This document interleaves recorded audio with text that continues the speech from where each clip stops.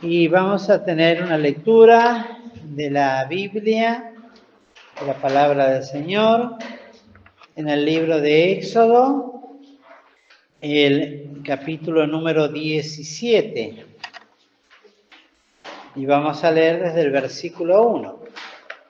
Y dice: y toda la congregación de los hijos de Israel partió del desierto de Sin por sus jornadas al mandamiento de Jehová, y asentaron el campo en Refidim, y no había agua para que el pueblo bebiese. Y altercó el pueblo con Moisés, y dijeron: danos agua que bebamos. Y Moisés les dijo: ¿por qué altercáis conmigo? ¿Por qué tentáis a Jehová?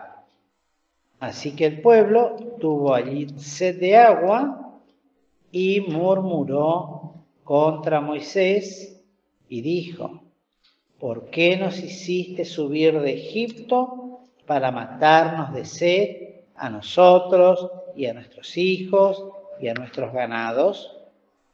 Entonces clamó Moisés a Jehová diciendo: ¿qué haré con este pueblo? De aquí a un poco me apedrearán. Y Jehová dijo a Moisés: pasa delante del pueblo y toma contigo de los ancianos de Israel, y toma también en tu mano tu vara, con la que heriste al río, y ve. He aquí que yo estoy delante de ti allí, sobre la peña en Horeb, y herirás la peña, y saldrán de ella aguas, y beberá el pueblo. Y Moisés lo hizo así en presencia de los ancianos de Israel. Y llamó el nombre de aquel lugar Masa y Meriba, por la rencilla de los hijos de Israel, porque tentaron a Jehová, diciendo: ¿está pues Jehová entre nosotros o no? Hasta aquí la lectura de la palabra del Señor. Como podemos observar, y lo hemos mencionado en la reunión anterior, lamentablemente esta fue una característica muy triste que acompañó desde el principio al pueblo, porque lo menciona muchísimas veces. Y aquí en otra ocasión, y mucho antes todavía de lo que habíamos leído en la primera parte de la congregación de Israel, que frente a otra necesidad, la anterior, ¿cuál era? ¿Que querían? Pan más sólida. Y acá tuvieron sed. Uno dirá: bueno, pero es lógico tener sed. Lo ilógico es la actitud que tuvieron frente a esa necesidad. Y esto llevándolo a nuestras propias experiencias, queridos hermanos, muchas veces el Señor nos lleva a situaciones no de llegar a sucumbir, pero sí a situaciones extremas, hasta un límite. Siempre recuerdo de un escritor cristiano, fiel, que hablaba del arco de Dios y que nosotros somos ese arco, y el propósito de Dios es la flecha que Él lanza. Y que para poder lanzar una flecha hay que estirar el arco y tensarlo. Y eso somos nosotros cuando somos exigidos, somos tensados, somos estirados. El propósito está ahí, pero no se dispara. Y se estira más, porque Dios está apuntando a dónde quiere ir, con su disparo, con su propósito. y decimos, Señor, basta, no doy más, que se va a romper el arco. Y clamamos a Dios, y Dios, en lugar de aflojar el arco y aflojar las cuerdas, tira más. Y decimos, pero le estoy orando a Dios porque no doy más, me muero. O ya esta situación es insoportable. Y Dios estira más. Y ciertamente, queridos, eso tiene dos propósitos fundamentales. El primero es que conozcamos a Dios. Siempre hay un propósito en todas estas cosas. El primero es que conozcamos al Dios que tenemos. El segundo, y casi tan importante como el primero, es que nos vayamos conociendo a nosotros mismos. Porque a medida que Dios estira el arco en su sabiduría, va produciendo reacciones en nosotros desconocidas, ignoradas o tal vez no imaginada que podemos llegar a tener, pensamientos que surgen de nuestro corazón frente a esa situación que se tensa, que se pone difícil, que se pone pesada,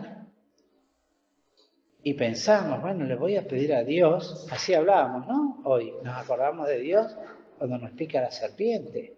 En este caso, cuando Dios tensa el arco, que es un trato personal de Dios con cada uno de sus hijos. Y tensa el arco, y nosotros, tanto más, siguen saliendo bendiciones de nuestro corazón. ¿O no? ¿O sí? ¿Qué sale? No, pero le estoy pidiendo que ya basta. Y en lugar de eso, más. Le estoy pidiendo que no quiero tener más problemas con esto. Y en lugar de darme lo que le estoy pidiendo, aumenta los problemas. Y decía este escritor, ¿no? Y más pedimos y más tensa el arco.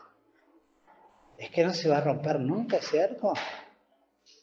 Bueno, la respuesta es que Dios sabe hasta dónde estirar. Él sabe hasta dónde estirar en cada una de nuestras vidas ese arco. No va a estirar ni más de lo que puede ser estirado, ni va a estirar menos de lo que ese arco necesita ser estirado. Porque Él quiere que lo conozca. Porque Él quiere que yo sepa el Dios que yo tengo. Él quiere que yo conozca el Dios poderoso que me salvó. Que yo conozca más íntimamente al Cristo que me redimió. Que yo conozca más de su bondad. Que conozca más de su gracia, a pesar de que el arco se estira.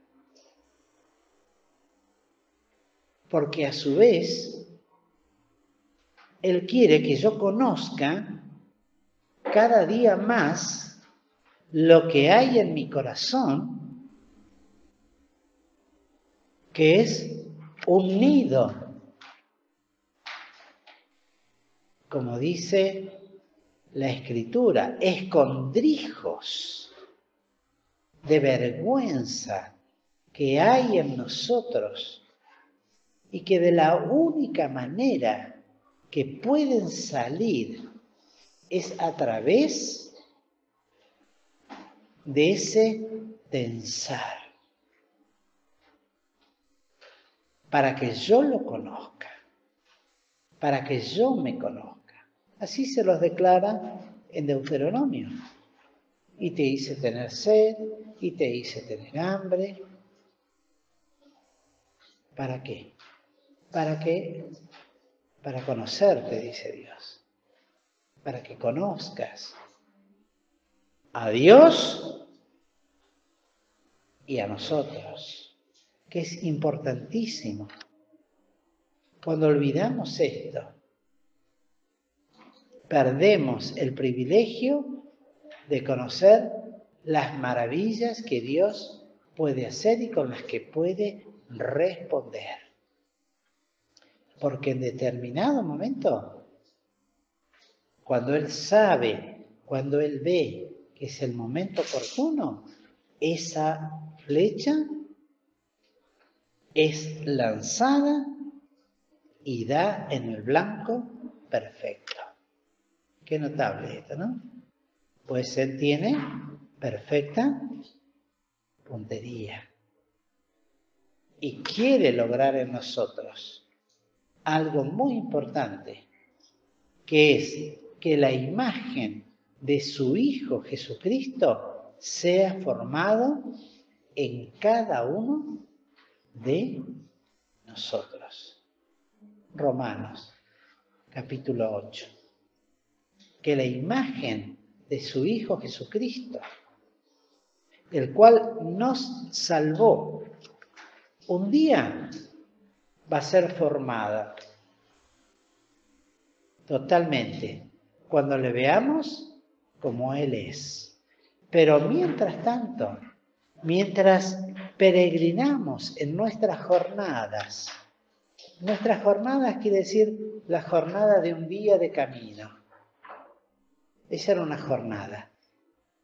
Salían a determinada hora, el campo se ponía en movimiento y caminaba una jornada. Una determinada cantidad de horas y se detenía, según sus jornadas. Eso quiere decir las jornadas. El trabajo de mover todo el pueblo, cuando veían que la nube se movía, el pueblo avanzaba.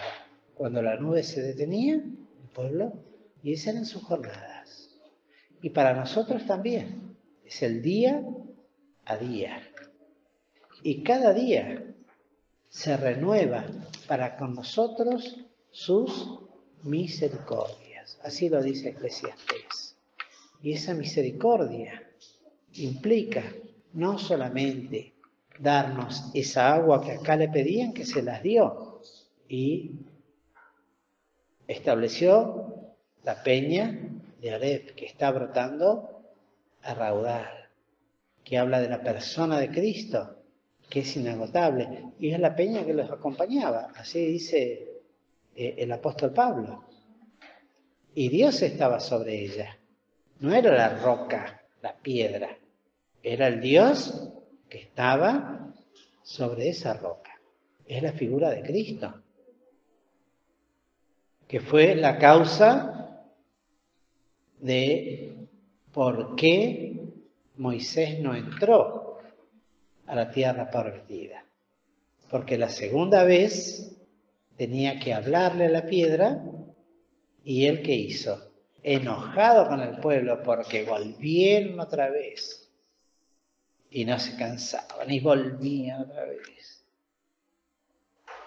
Fue y así se los dijo, y hirió la piedra, y como era figura de Cristo, es que Cristo una sola vez y para siempre tenía que ser herido por causa de nuestros pecados, por causa de nuestras rebeliones, por causa de nuestros pecados. Una sola vez Dios tenía que tensar el arco en Cristo hasta dar en el blanco, y ese fue en la cruz. Y Cristo no abrió su boca. Pero también es una figura nuestra. Para que aprendamos, queridos hermanos, a examinarnos cuando el Señor nos pone en situaciones que parece que van a ser interminables, o que ya nos parece que eso ya está establecido así para el resto de nuestra vida. Y yo no lo sé. Solamente lo sabe el Señor, que tiene el arco en sus manos y que estira y que promete, juntamente con la prueba, nos dará la salida. ¿Para qué? Fuerte. Para que podáis aguantar. Pero en esa prueba está todo este amplio y bendito plan de Dios, personalmente con cada uno de nosotros. ¿Cuáles eran? Conocerlo a Él, conocer a nuestro Dios. Por eso Pablo, que sean abiertos nuestros ojos espirituales para conocer a Dios, a sus propósitos, a su obra en nuestras vidas. Y para que nos conozcamos a nosotros, para que no reine en nosotros el pecado mortal. Para que no hagamos caso a nuestra carne en sus deseos y concupiscencias, sino que podamos presentarnos a Él, como dice en Romanos 12, en sacrificio vivo, santo, agradable a Dios. Y, por otro lado, aprendamos también que ese arco que cada uno tiene en su vida, porque yo creo que no hay uno acá que nos pueda decir, no hay algo en lo cual Dios no me esté estirando. ¿Entiende la figura? Puede ser el trabajo, puede ser la parte económica, puede ser, ¿qué puede ser? La familia, ¿qué más? La salud, ¿qué más?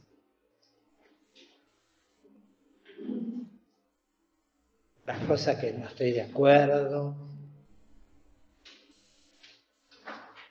Y todo eso tenemos que aprender que el propósito de Dios es que aprendamos que si alguno está en Cristo, nueva criatura es. Las cosas viejas pasaron. He aquí, todas son hechas nuevas. Y siempre va a haber un arco, porque es tan grande la profundidad en nosotros del desconocimiento de Dios, como es tan grande también la profundidad del desconocimiento de las maldades de nuestro propio corazón. Por lo cual esto dura toda la vida.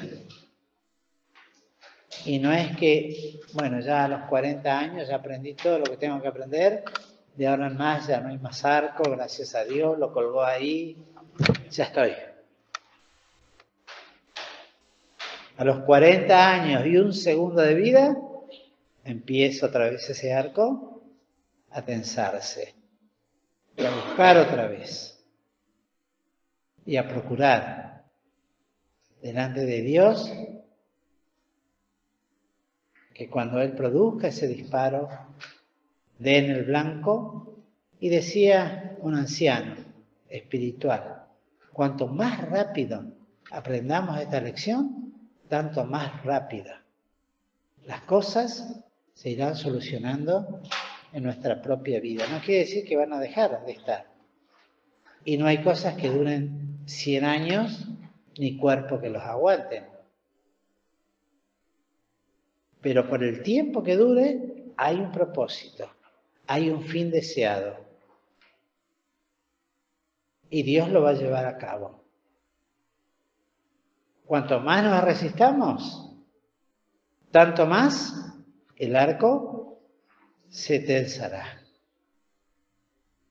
Y Dios no es un hombre para que se canse. Nosotros sí nos cansamos, pero no se cansa. Y como nos ama, quiere obrar en nosotros que seamos realmente hechos para que como Él es, seamos nosotros en este mundo. Así dice San Juan.